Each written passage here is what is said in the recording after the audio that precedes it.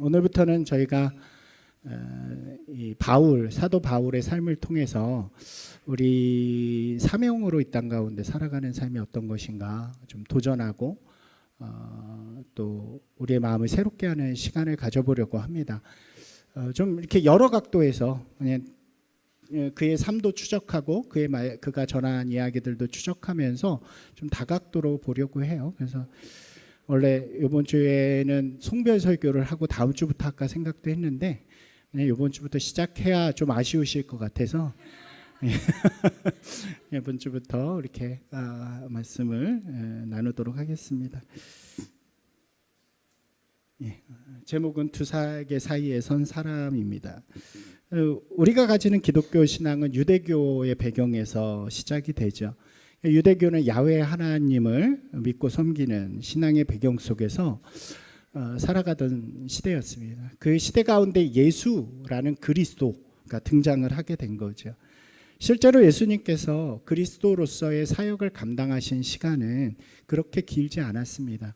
30년이라는 그 정도 되죠. 이게 정확하진 않아요. 우리가 추정하는 시간들이 약 30년 정도의 시간을 그냥 다른 사람과 다르지 않은 평범한 목수의 아들로 또 목수로 그렇게 살아가시다가 하나님의 부르심을 받은 때부터 3년 정도, 이것도 정확하진 않지만 한 3년 정도의 시간이라고 우리가 대체적으로 유추하는데 그 시간 동안만 하나님의 아들로 또 그리스도로서의 사역을 감당하시고 마지막에 십자가에 달려 돌아가시게 되죠. 어떻게 보면 굉장히 짧은 시간이잖아요. 그리고 그 뒤로 예수님의 제자들과 예수님을 따르는 무리들이 생겨나게 되고 그 과정 속에서 그 예수님을 따르는 사람들을 그리스도인이라 부르게 되는 그런 일들이 이어지게 됩니다. 그들이 함께 모여서 예배 공동체를 만드는 것이 바로 교회가 시작되어지는 거죠. 이것이 기독교라는 종교의 시작입니다. 근데 초기 기독교의 모습을 우리가 생각해 보면 유대교에서 크게 벗어나지는 못했던 것 같아요. 그러니까 그 이유는 지역적인 한계도 있었고 인종적인 한계도 있었고 그 안에서 유대교 안에서 새로운 예수님을 따르는 하나의 무리들이 생겨난 것처럼 그렇게 보이기도 했습니다. 그래서 신학적인 체계나 조직적인 체계들이 아직 세워지지 않은, 정립되지 않은 그런 모습이었고 그로 인해서 확장성을 가지지 못하는 이렇게 협소한 의미에서의 종교였다고 할 수 있겠죠. 그때 등장한 인물이 바로 바울입니다.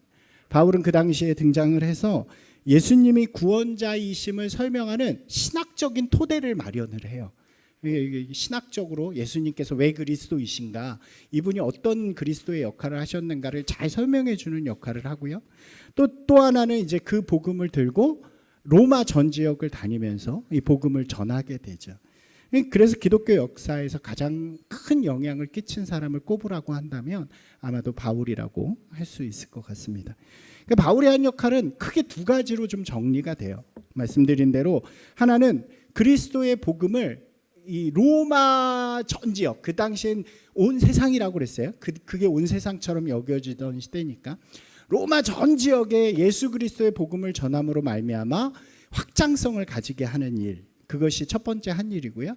그 다음에 그 확장성을 가지게 하기 위해서 예수님이 누구신가를 정확하게 논리적으로 수사적으로 만들어서 전하는 것, 그것을 우리가 신학이라고 부릅니다. 신학을 정립한 인물이 바로 바울이라고 할 수 있겠죠. 이 모든 것을 그가 남긴 성경 무려 몇 권이요? 신약 27권 중에 13권. 물론 이제 학술적으로 들어가면 조금 갈리는 부분들이 있지만 우리가 그냥 바울이 쓴 서신이라고 여겨지는 13권의 성경에서 그것들을 모두 알 수 있죠. 그러니까 얼마나 영향력이 지대한 거예요. 신약 27권 중에 약 반이 되는 13권을 기록한 사람이 사도 바울이었고 그 내용 안에는 예수 그리스도가 어떤 분이신가를 설명하는 그런 내용들이 담겨 있는 거죠.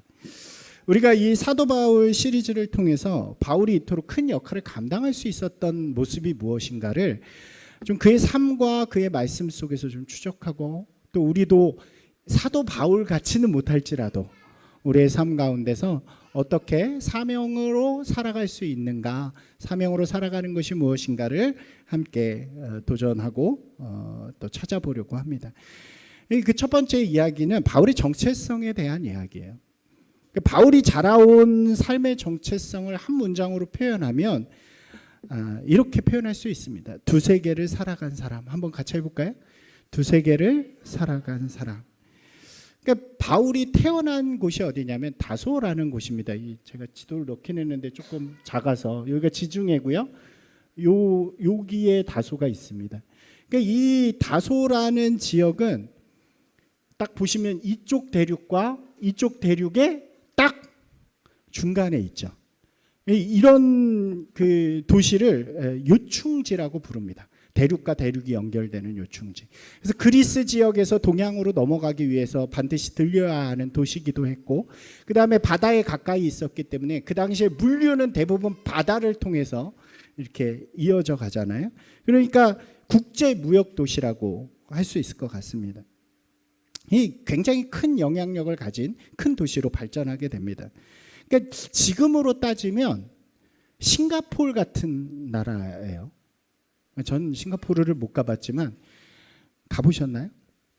이렇게 다양한 인종들이 모여서 다양한 문화들을 누리면서 중국 음식도 있지만 저쪽 음식도 있고 뭐 이렇게 다양한 사람들이 함께 모여서 사는 뭐 허브와 같은 지역이라고 할 수 있겠죠. 그래서 경제와 학문 그리고 문화가 모두 발달된 그런 도시였다고 할 수 있습니다. 실제로 기록에 어떻게 나와 있냐면 제가 여러 번에 이걸 찾아보다가 되게 깜짝 놀랐는데, 그러니까 그 당시에 학문으로 굉장히 유명한 도시들이 있었는데 철학이 유명한 어디요? 아테네, 그리스의 아테네가 있었고, 그 다음에 큰 도서관이 있었다고 이렇게 전해지는 알렉산드리아가 있습니다. 이 두 도시와 함께 다소가 3대 학문의 도시였다 그래요. 그러니까 철학과 학문이 모이는 곳. 그래서 사람들이 많은 가르침을 나누고 이 수사학이 발달되고, 이게 우리가 생각해 보면 바울이 이렇게 글을 잘 쓰고 또 되게 논리적이었던 이유가 바로 여기에서 기인한 것이라고 생각해 볼 수 있겠죠. 그러니까 이러한 특징을 가진 도시에서 바울이 태어나는데, 또 하나 바울이 이 도시 태어난 이 다소는 특산품을 가지고 있었습니다. 그러니까 이 도시에 굉장히 많은 것 중에 하나가 뭐였냐면 흑염소였대요. 흑염소. 근데 그냥 흑염소가 아니라 사진을 제가 찾으려다 못 찾았는데 이게 털이 긴 흑염소예요. 혹시 보신 적 있나요? 이렇게 흑염소인데 털이 이렇게 쭉 아래로 늘린. 그래서 그 털을 가지고 이렇게 짜는 천이 그렇게 유명했다 그래요. 이 천이 근데 부드러운 천이 아니에요. 부드러운 털이 아니었대요. 되게 거칠어요. 그런데 거칠으니까 이걸로 짜면 어떤 효과가 있을까요? 잘 뜯어지지 않고 방수 효과나 이런 게 너무 좋은 거예요. 그러니까 이 천으로는 대체적으로 뭘 만들었겠어요? 우리 추정해 볼 수 있겠죠. 천막을 만듭니다. 특히 군용 천막을 많이 만들었다 그래요. 그래서 이 다소라는 지역의 가장 큰 특산물이 천이었고, 천으로 만든 텐트였고, 이 도시의 많은 사람들이 그 일에 종사를 하는 거죠. 여기서 우리가 또 하나를 얻게 되죠. 바울이 선교여행을 다닐 때 돈을 받아서 다닌 게 아니라 자비량으로 하잖아요. 그때 뭐를 해요? 텐트 메이킹. 텐트 메이커로서의 그 돈을 얻어서 선교를 할 수 있었던 것이 바로 이 배경 속에서 있었다는 것을 우리가 알 수 있습니다. 이러한 특징들이 있는 도시에서 바울이 태어납니다. 이 유대인인 바울의 집안 사람들이 유대 땅을 떠나서 이방 땅에서 살게 되는 거죠.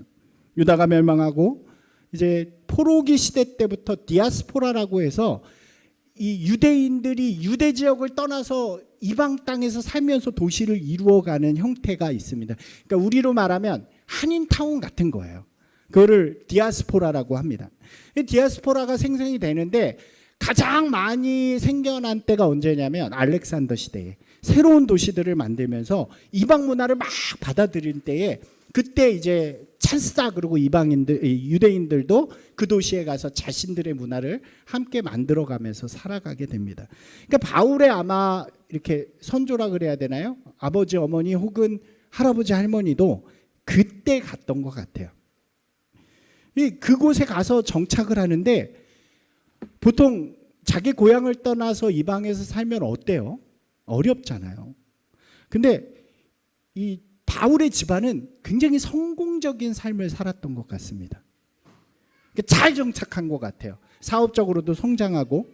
그 이유가 뭐냐면 바울은 자신을 누구라고 소개하냐면 뭐를 가졌냐고 소개하냐면 로마 시민권을 가졌다라고 소개를 합니다. 로마 시대에 로마가 아닌 지역에서 이 외부 도시에서 로마 시민권을 갖는다는 것은 아주 소수에게 주어진 특권이라고 할 수 있습니다. 이 사도행전 22장에 보면 재밌는 이야기가 나오는데요. 그러니까 바울이 로마로 잡혀가기 전에 예루살렘에 먼저 들려가지고 예루살렘에서 이런저런 신문도 받고 막 고난당하는 이야기가 사도행전 뒤에 나옵니다. 사람들이 바울을 때리려고 그러니까 바울이 나 시민권자예요 이렇게 해요. 그러니까 이제 보호를 받죠. 그때 그 로마로부터 파견된 천부장이 이야기를 합니다. 그 대화가 여기 나오는데 뭐라고 이야기하냐면 천부장이 이렇게 이야기해요. 당신 시민권자예요? 나는 진짜 돈을 많이 벌어가지고 그거를 로마에 바친 다음에 내가 시민권을 얻었거든요. 당신은 어떻게 얻었어요? 그러니까 바울이 뭐라 그러는지 아세요? 난 태어날 때부터 시민권자인데요. 이렇게 얘기하는 장면이 나와요. 그 얘기는 뭐냐면 로마 시민권을 얻을 수 있는 자격이 부모가 로마 시민권일 때 시민권을 받거든요. 그러니까 이미 이 집안은 성공적인 집안이었고 잘 이주해서 살아가는, 그래서 다소에서 그 헬라 문화에 잘 녹아서 살아가는 그런 사람들이었다고 이야기할 수 있습니다. 이 로마 시민권이 나중에 바울이 온 세상을 다니면서 로마 전 지역을 다니면서 복음을 전할 때 굉장히 큰 힘이 되죠. 왜냐하면 어디 가든지 보호받을 수 있었고 마음대로 어떤 도시든지 출입할 수 있는 권리가 이 로마 시민권을 가진 사람에게 주어졌기 때문입니다. 그러니까 정리를 해보면 이런 거예요. 바울은 성공적인 이주를 한 집안에서 그리스 문화와 사상이 중심이 된 도시 다소에서 태어나서 그리스의 교육을 받으면서 성장한 인물입니다. 로마의 교육과 로마의 안목과 전 세계를 바라보는 시선을 가지고 당시를 지배하던 헬레니즘 그리스 문화권의 세상 속에서 살아가는 성장한 사람이었다라고 할 수 있죠. 이것이 바로 그가 가진 첫 번째 세상이었어요. 여러분 이걸 좀 잘 이해하셨으면 좋겠어요. 이제 우리가 앞으로 전개를 할 모든 이야기들은 이 두 가지의 세상을 이해하면서부터 시작이 됩니다. 헬레니즘의 세상, 그 세상 속에서 성공적이고 기대주로 자라온 한 청년, 그가 가진 첫 번째 세상은 바로 그리스 헬레니즘의 세상이었다는 거죠. 그런데요, 그의 세상은 여기에 국한된 것이 아니라요, 또 다른 세상이 있었어요. 오늘 읽은 빌립보서에 보면 그가 자신을 어떤 배경을 가진 사람인가를 소개하는 내용이 등장합니다. 우리가 아까 읽었지만 그는 자신을 뭐라고 표현하냐면 베냐민 지파 사람입니다, 이렇게 이야기를 해요.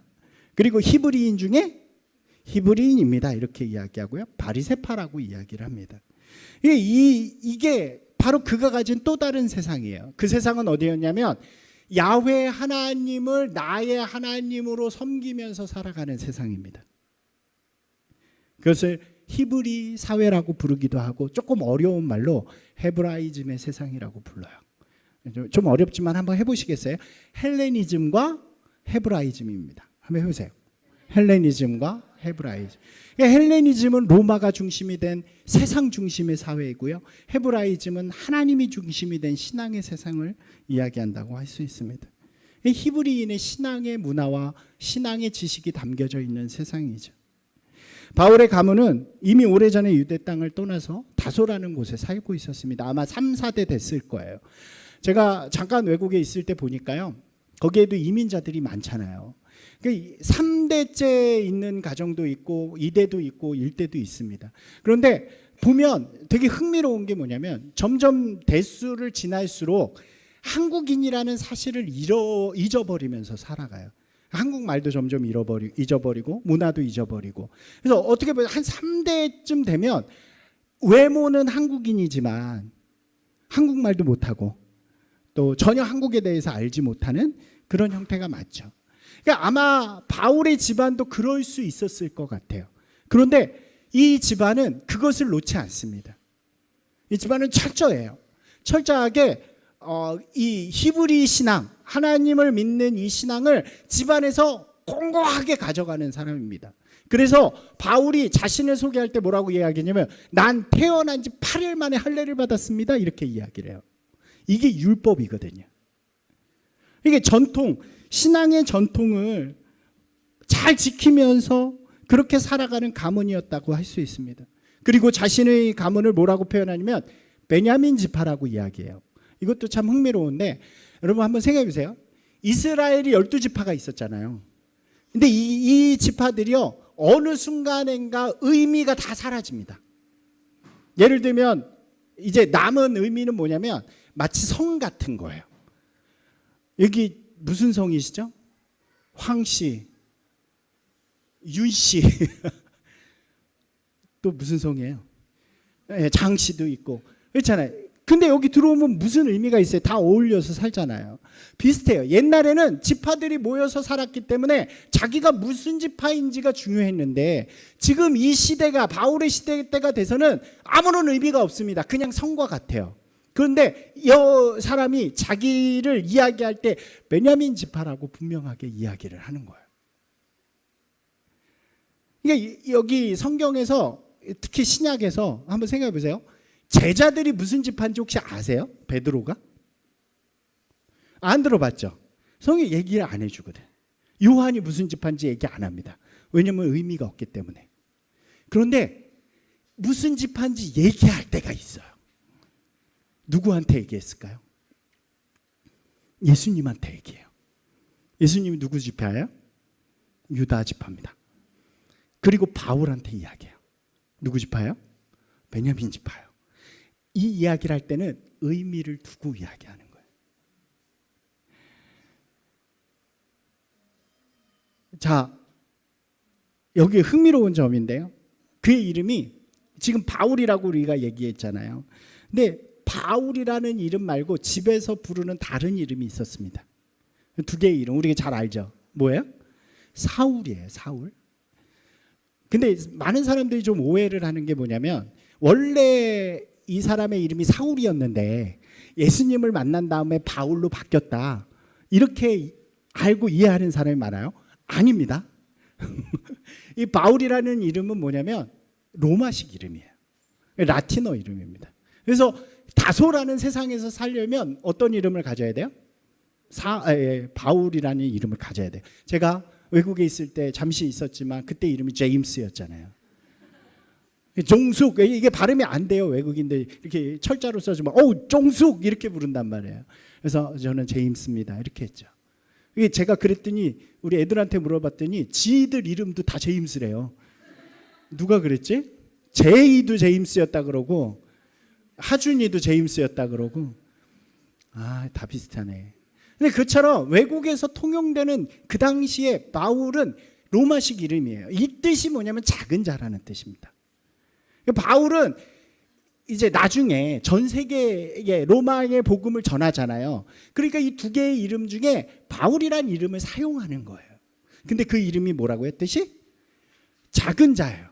그러니까 이게 바울이 얼마나 재밌냐면 자기가 전하는 성경의 내용에 언어 유희를 해요. 혹시 들어보셨어요? 이런 표현입니다. 나는 사도 중에 가장 작은 자다. 여기가 바울이에요. 나는 작은 자 중에 가장 작은 자다. 이게 바울이라는 의미입니다. 그러니까 이것은 자기 이름에 담은 신앙의 고백이 되어지는 거죠. 그런데 이게 이제 로마식 이름이었고 이제 집안에서만 쓰는, 집안에서 쓰니까 무슨 식 이름이겠어요? 당연히 히브리 이름. 그 이름이 사울이었습니다. 여러분 이 이름은 무슨 뜻을 가졌냐면요, 이런 뜻을 가져요. 강구하여 얻은 사람, 강구하여 얻었다. 요청하여 얻었다. 여러분 이 이름을 가진 아주 유명한 사람이 있죠. 누굴까요? 예, 이스라엘의 첫 번째 왕인 사울이죠. 그가 살아가던 시대에 이 이름을 얻은 이유가 똑같습니다. 그러니까 사사시대 이후에 왕정시대가 시작되는데 사사시대를 너무 어렵게 보낸 이스라엘 백성이 그 당시에 사사였던 사무엘을 향해서 우리에게도 세상의 왕을 주십시오. 똑같은 왕을 주십시오. 요청을 하죠. 사무엘이 그걸 듣고 하나님 앞에 얘기합니다. 하나님이 안 된다 그러다가 마지막에 그냥 그래라 그러고 요청에 응답을 해주세요. 그러고 제비뽑기를 통해서 된 사람이 바로 사울 왕이죠. 여러분 퀴즈입니다. 이건 센스만 있으면 맞힐 수 있어요. 이 사람은 어느 지파였을까요? 베냐민 지파였어요. 당시 사사 시대가 끝나고 왕정 시대가 시작될 때요, 베냐민 지파는 거의 망하다시피 한 지파였습니다. 잘못 때문에 내전을 일으켜서 이스라엘의 남은 지파들과 싸우다가 600명 살아남은 지파예요. 그래서 질이 멸망한 그 상황 속에서 베냐민 지파에 새로운 왕이 뽑혔는데 그가 누구라고요? 사울입니다. 그래서 이 성경을 읽어보면 재밌어요. 처음 사울이 뽑혔을 때요, 사람들이 이 사울을 하나도 인정하지 않습니다. 되게 무시하고요. 아유 무슨 저런 게 왕이야, 무슨 베냐민 지파에서 왕이 나와, 이럴 정도로 무시했던 사람이에요. 그런데 그가 전쟁의 영웅으로 거듭납니다. 암몬 지파와의 전쟁 속에서 사람들, 백성들을 일으켜서 그 전쟁을 승리로 일으키고 그때부터 진짜 왕으로서 인정받기 시작한 영웅이 되어지는 거죠. 여러분 이제 우리가 한번 생각해 보셨으면 좋겠어요. 고향을 떠나서 새로운 이방 땅에서 아무것도 없는, 그리고 그 고향은 이미 제국에 의해서 짓밟히고 우리 민족이 어려움을 당하는 그 상황 속에서 이주해서 열심히 살아서 성공한 집안이에요. 그리고 아들을 낳습니다. 그 아들에게 우리 지파, 우리가 가진 성씨 중에서 가장 위대한 영웅으로 생각한 한 이름을 붙여주는 거예요. 너는 누구다? 사울이다. 그리고 그를 8일 만에 할례를 행하게 합니다. 그를 향한 이 집안의 기대를 여러분 조금 이해할 수 있겠나요? 그래서 어려서부터 철저하게 율법을 공부하고요, 하나님의 신앙 안에서 자라온 사람이 바로 바울이라는 사람의 새로운 세상입니다. 그뿐만이 아니에요. 그는 이제 다소라는 헬레니즘의 사회에서 교육을 받고 자라다가요, 이 성장을 해서 예루살렘으로 역으로 유학을 옵니다. 그 당시에 가장 뛰어난 학파가 하나 있었어요. 가말리엘이라는 학파가 있었습니다. 그 학파에 들어가야, 그 학파에서 수학을 하고 배우면 탄탄대로가 열리는 거예요. 성공의 대로가.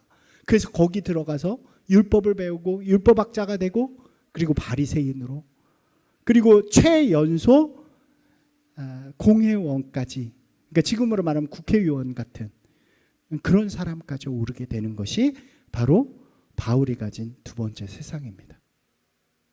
첫 번째 세상은 뭐라고요? 네, 헬레니즘의 세상이고요.